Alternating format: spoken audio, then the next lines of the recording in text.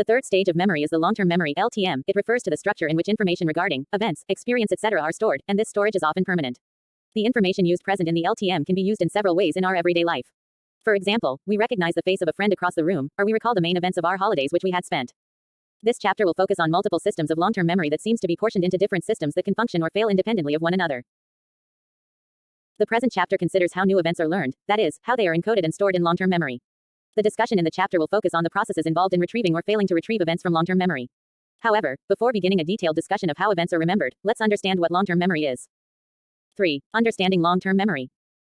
A long-term memory is the information (LTM) that you recall that occurred more than a few minutes ago. LTM can exist for 2 or more days or even for many years. The memories that are stored up are not all of same magnitude. Stronger memories help us in recalling events, procedures, or facts on demand. Example, Delhi is the capital of India. The memories that are weak only come to mind by the help of some sort of cues or reminders. According to William James, long-term memory is the knowledge of a former state of mind after it has once dropped from consciousness. As opposed to other kinds of LTM change our current thought process and behavior while functioning out of our consciousness. In such cases, past experience unconsciously change the present. It can be said that LTM is not static. One doesn't imprint a memory and keep it out of consciousness. Rather, you more or less upgrade the memory over the period of time, maybe by combining it with some other memory or integrating what other person tells you about the memory. As a consequence of which, your memories are not definitely the same, neither remain always reliable. Psychology paper number 1 Cognitive Science. 3.1 Capacity of long-term memory. Long-term memory has large space. A lifetime of memories can readily be stored, and there are no known limits about how we can experience, learn, and remember. Therefore, the capacity of long-term memory is unknown and it is limitless. The question to focus is that will a time come when humans will have difficulty in storing new piece of information into their head? When you could learn nothing more? Perhaps if humans lived much longer lives, there might be a way to fill up the brain's memory stores. But in practical terms, there is always room for more information. 3.2. Duration of long-term memory. The duration of long-term memory must be measured in terms of years, not seconds. If any information has been stored in the LTM, it may be present for a lifetime. A remarkable study done by Barak and his colleagues in 1983 reveals that minimum 50 years after graduation is shown in the study. Apparently 50 years of permanent memory is the duration of long-term memory. Memory for information acquired in high school or college was assessed after many years of graduation. For example, the names and faces of classmates, locations of buildings in college were assessed. Even though large amount of information could not be remembered. For example, even after 46 years names of campus buildings could be recalled and correctly place them on the campus map. Although we have seen above that in the long-term memory information can be stored for decades, but mostly our earliest experiences in life are virtually always forgotten. This inability in recalling our childhood experiences from our first 2 years of life is termed as infantile amnesia. Howe and Courage, 1993. The reason behind it is still unclear. One view to explain is that information from the infant times is permanently stored but we can't retrieve them. Another view is that these events were never encoded and stored adequately in the first place. Memory. 4. Subdivision of long-term memory. There are many different forms of long-term memory. The two major subdivisions are declarative memory and procedural memory, which are further subdivided into semantic and episodic memory as is shown in figure below. Psychology paper number 1 Cognitive Science. 4.1 Procedural memory. It can be defined as that type of latent memory that guides one to perform commonly learned tasks.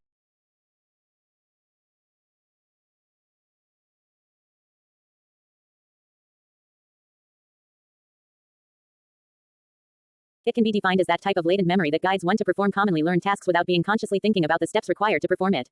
It's said to be how to knowledge. Driving a car, washing clothes and dishes, these are all such tasks that needs procedural memory. Functions like running might look like very natural to us, but we usually find it difficult to describe them verbally. Also involve verbal memory. Emotional associations, habits, basic reflexes which may or may not include conscious awareness are also a part of procedural memories. It is believed that procedural memory utilizes a different segment of the brain than episodic memory. It is seen with brain-injured patients that they lose one of the ability without losing the other. That's why an individual who has got amnesia and doesn't remember much about his or her life more or less possess procedural memory.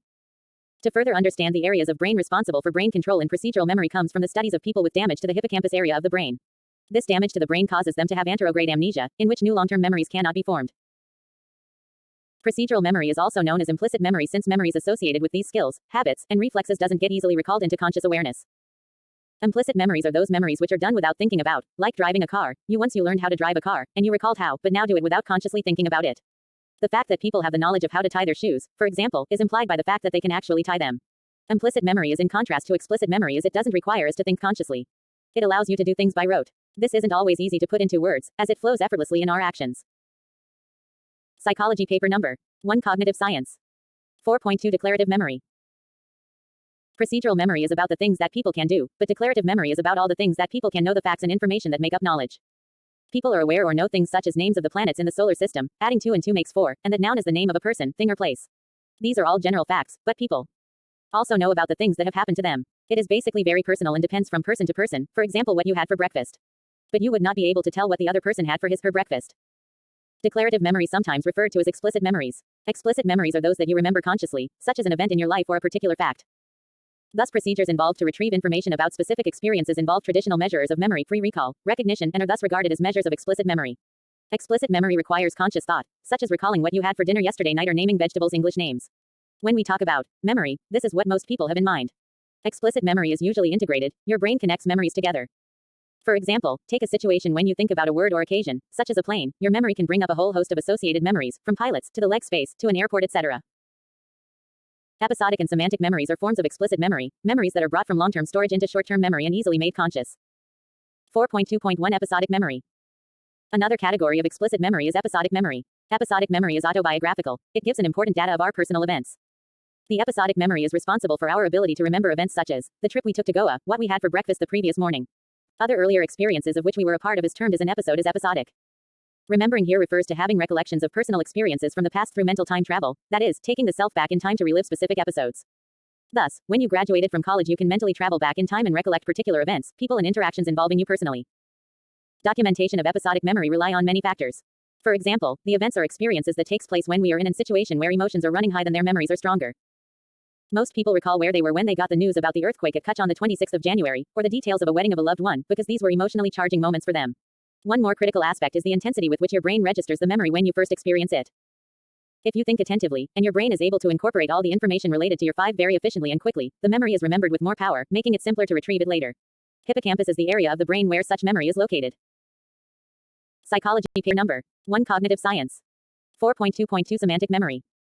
Second kind of explicit memory is semantic memory. It is responsible for our textbook learning, or general knowledge about the world. This type of memory is what enables us to say, without knowing exactly when and where we learned, that a giraffe has a long neck, or that Delhi is the capital of India. Knowing refers to being aware of facts and concepts in the absence of personally reliving past experiences. Knowing can take the form of a feeling of familiarity about abstract concepts or of being aware that past events happened without the mental time travel of re-experiencing them. For example, who attended a workshop where a lot of speeches took place? But if you are asked to recall the speech or the speaker's name, it would not be possible for you. The reason being that familiarity was not there with the situation and events. Therefore, knowing reflects retrieval from semantic memory. Researchers till now are not able to point out the area in the brain where semantic memory lies. Many thinks that it's unevenly spread across the brain, while others believe it to be in the hippocampus and related areas. Similar to episodic memory, the range of semantic memory varies on the continuum from strong recall to weak familiarity. Semantic memory is better strengthened over time, unlike episodic memory. We usually are able to absorb a remarkably functioning semantic memory wheel into the age of 60 years, but after that age it slowly begins to decline, after which it undergoes a slow decline. 5. Organization of information in long-term memory. Research suggests that long-term memory is organized in terms of related meanings and concepts. Collins and Loftus, 1975. Therefore, it becomes easier to retrieve information if it has been stored in an organized manner. Hierarchical arrangements of concepts is one way by which schematic knowledge may be organized. In other words, units of knowledge may be associated with each other through meaningful links. In the figure below, semantic network models of memory shows that information is registered in the brain in a systematic and integrated fashion, with related concepts being stored closer to each other than the concepts that are not related. A semantic network consists of a collection of nodes. Collins and Loftus, 1975. Each node symbolizes a concept, such as mammals and group of living things. Nodes are integrated according to their relationship. For example, the node vehicle is connected to both machine and car nodes. They are interrelated by the semantic association, since a vehicle is a machine and a car is a vehicle.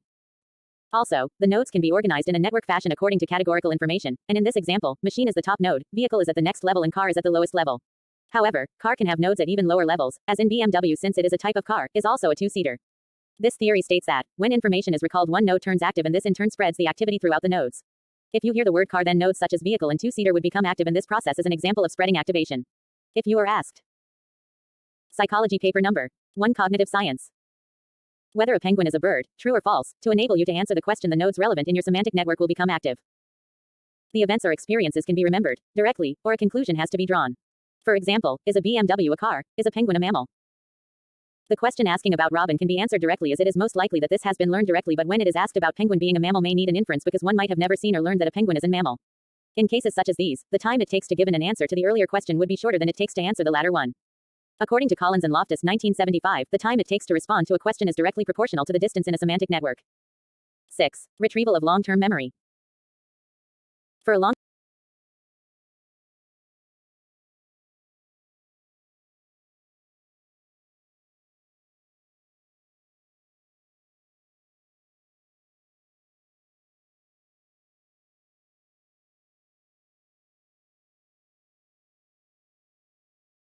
For a long-term memory code, explicit or implicit, to affect a person's conscious comprehension, feelings, and behaviors, she must have a retrieval cue, stimulus that bring into action a long-term memory code.